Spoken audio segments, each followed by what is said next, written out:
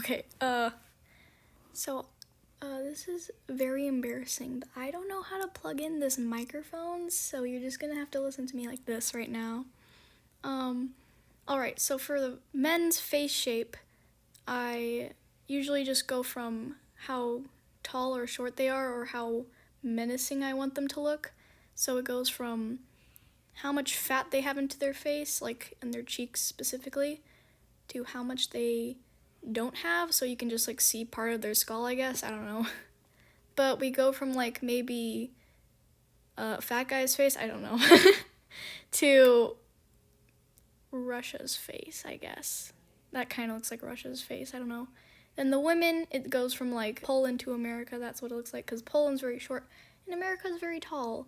So I give America a bigger forehead and smaller chin, but I give Poland like the same amount on both sides, or yeah. It also shows the size of the nose. Usually the bigger the cheeks are, the bigger the nose is going to be. So that's how I do face shapes.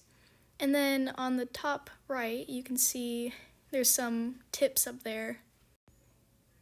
Okay, so the green one, which is obviously the correct one, shows that you have to have enough room for your brain, so you don't have like a straight side on the back of your head. Your head is curved back there, and as well as your neck, which curves away from your chin because your backbone is curved. Straight backbones don't exist, as you can see it says down there. Your chin, so like I drew out the jawbone, it curves up to your ear, like the bottom of where your ear should start, and there's a little gap between the ear and the jawbone. But in the wrong drawing, the brain is sticking out of the head because there's not enough room back there, and then the jawline is too low and it doesn't curve up, so it's wrong. So I decided to use Poland's body shape because it was the most unique out of everyone I've drawn. She's a little short and curvy, so I have like a little torso square cylinder thing, I guess you can call.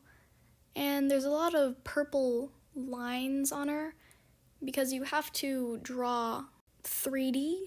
So if I got rid of her limbs where these 3D lines are, like Russia's body right here, I know it looks scary, but if I got rid of the limbs, it would look like that, and that means I can attach and detach and it would always look the same, so it looks consistent. And we also have that curved backbone again because I love backbones apparently.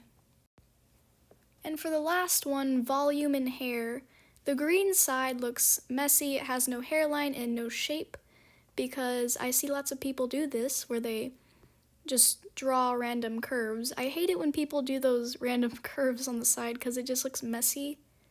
So you gotta give the hair volume and shape, so I usually start by drawing a line on where I want the hairline to be, which can be in the middle, on the side, either side of the head, and I start from the front where I usually draw I usually draw bangs.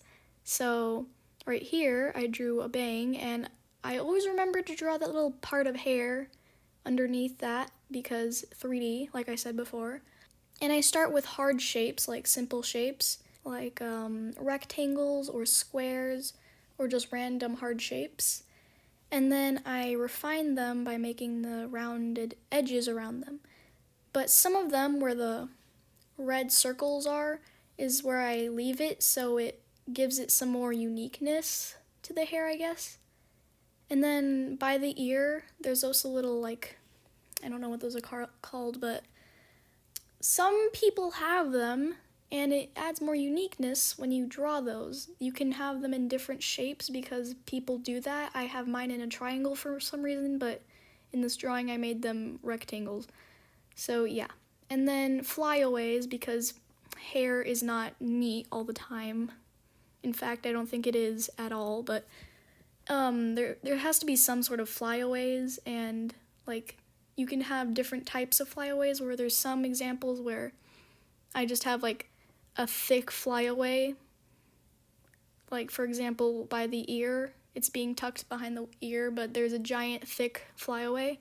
Or where it literally just says fly away. That was another example. is just one line. So that's how you add volume to hair, I guess. Thanks for watching. I don't know why I made this. You guys requested it. Bye.